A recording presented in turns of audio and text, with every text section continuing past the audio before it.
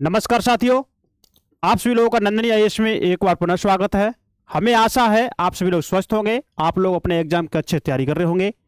आपका एग्जाम 25 में 2025 का है। जिन लोगों ने इस बार आईएएस का अपना फॉर्म भर दिया है उनके लिए बहुत बहुत खुशी की बात। आप अपने एग्जाम में जुट जाइए एग्जाम की तैयारी के लिए। तो दोस्तों, आपकी यूपीएससी में जो टॉपिक करंट से रिलेटेड है, मतलब जो पूछे जा सकते हैं, तो वो ही टॉपिक हम आपके लिए लेके आते हैं छोटी वीडियो में, है ना। तो देखिए, आज का जो हमारा इंपॉर्टेंट टॉपिक है करंट का, वो क्या है? भारतीय चिकित्सा प्रणाली के लिए राष्ट्रीय आयोग, जिसे हम बोलते हैं एनसीआईएसएम। दोस्तों, क्या इसका नाम आप पहली बार सुन रहे हैं? अगर पहली बार सुन रहे हैं तो कोई बात नहीं है। अगर आपने इसे पहले सुन लिया है तो आपका एक तरह से रिवीजन हो जाएगा। तो आप समझ सकते हैं, आप इसका लोगो देख सकते हैं कि ये कैसे किस तरह से काम करता है ना। तो देखिए,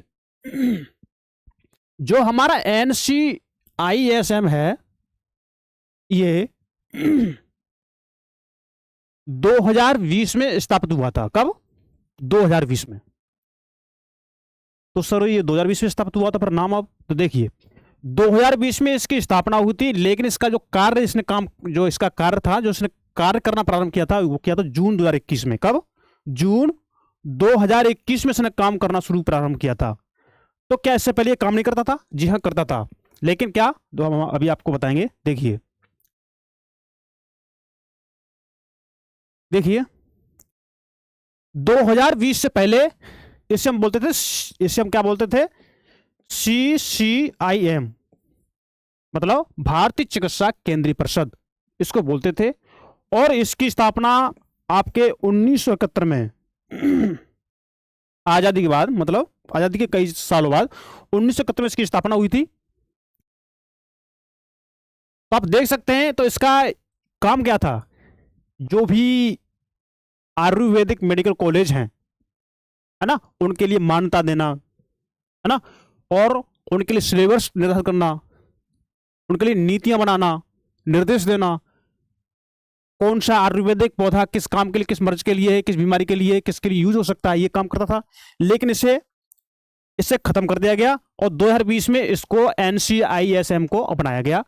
2020 में स्थापित हुआ था और इसने अपना काम जून 2021 में करना शुरू कर दिया था। आई होप आपको एक मोटी मोटी बात आपको समझ में आई होगी। अब इसके बारे में थोड़ा डिटेल से जान लेते हैं ना, डिटेल से इसकी थोड़ी बातें जो आपकी यूपीएससी में उपयोगी हो सकती हैं। देखिए,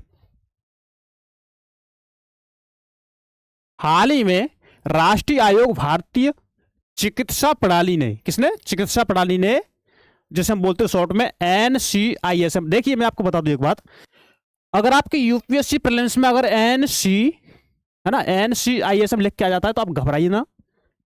ये अब थोड़ा ध्यान रखिए इन चीजों का, है ना। तो इसका मतलब यही होता है। तो एनसीआईएसएम ने देश का प्रकृति परीक्षण अभियान के पहले चरण के समापन समारोह का आयोजन किया है। क्या किया है? आयोजन किया है, जिसमें 5 ऐतिहासिक गिनीज वर्ल्ड रिकॉर्ड बनाए गए हैं। वो क्या, वो हम आपको भाई बताएंगे, ठीक है। देखिए, तो ये वीडियो फिनिश होते होते आपको सारी चीज मिल जाएगी, है ना, क्या चीजें। तो इसको हम आगे बढ़ाने से पहले हम आपसे एक बार पुनः कहना चाहेंगे कि अगर आप लोग हमारे इस नंदिनी आईएएस के यूट्यूब चैनल पर अगर पहली बार आए हुए हैं, या आपने हमारे इस नंदिनी आईएएस के यूट्यूब चैनल को पहले सब्सक्राइब नहीं किया है, तो प्लीज़ कर दीजिए। और अगर आपको वीडियो अच्छी लगती है तो लाइक कर दीजिए और इस वीडियो को लिंक को अपने दोस्तों में शेयर कर दीजिए, जिससे उन लोगों तक ये चीज़ पहुंच सके। तो देखिए, भारतीय प्रणाली चिकित्सा के लिए राष्ट्रीय आयोग एनसीआईएसएम के बारे में, अब क्या है भाई बारे में? देखिए यह एक वैधानिक निकाय है। कैसा? वैधानिक निकाय है एनसीआईएसएम, है ना, जिसे एनसीआईएसएम अधिनियम 2020 के तहत स्थापित किया गया। किसके तहत? 2020 के तहत स्थापित किया गया था इसको, एनसीआईएसएम अधिनियम के तहत। इस अधिनियम का उद्देश्य क्या है? देखिए, इस अधिनियम का उद्देश्य एक ऐसी चिकित्सा शिक्षा प्रणाली प्रदान करना है। कैसी? जो गुणवत्तापूर्ण और सस्ती चिकित्सा तक बेहतर पहुंच सुनिश्चित करे। गुणवत्तापूर्ण हो और सस्ती, मतलब सस्ती मतलब, है ना, महंगी नहीं, सस्ती चिकित्सा शिक्षा तक क्या करे, इसकी पहुंच को सुनिश्चित करना इसका उद्देश्य, है ना। दूसरा क्या है? देखिए, भारतीय चिकित्सा प्रणाली के उच्च गुणवत्ता वाले, जो भारतीय चिकित्सा प्रणाली है ना, तो इस भारतीय चिकित्सा प्रणाली को उच्च गुणवत्ता वाले, देखिए उच्च गुणवत्ता वाले चिकित्सा पेशेवरों की उपलब्धता सुनिश्चित करें, ताकि जो भी चीजें उसमें यूज हो सकें, उच्च गुणवत्ता वाली वो यूज हो सकें चिकित्सा प्रणाली के लिए। तो आई होप समझ आ रहा होगा आपको। अब देखिए, देश के सभी हिस्सों में देश के सभी हिस्सों में चिकित्सा सेवाओं की पहुंच बनाएं। अब आप समझ रहे होंगे कि देश के जो भी हिस्से हैं, कहीं कहीं पर है ही नहीं है, हॉस्पिटल नहीं है कहीं पर, है ना, दिक्कत हो रही है उनको। तो ये इनका मतलब, ये इनका उद्देश्य है कि देश के सभी हिस्सों में चिकित्सा सेवाओं की पहुंच को सुनिश्चित बनाना इनका उद्देश्य है।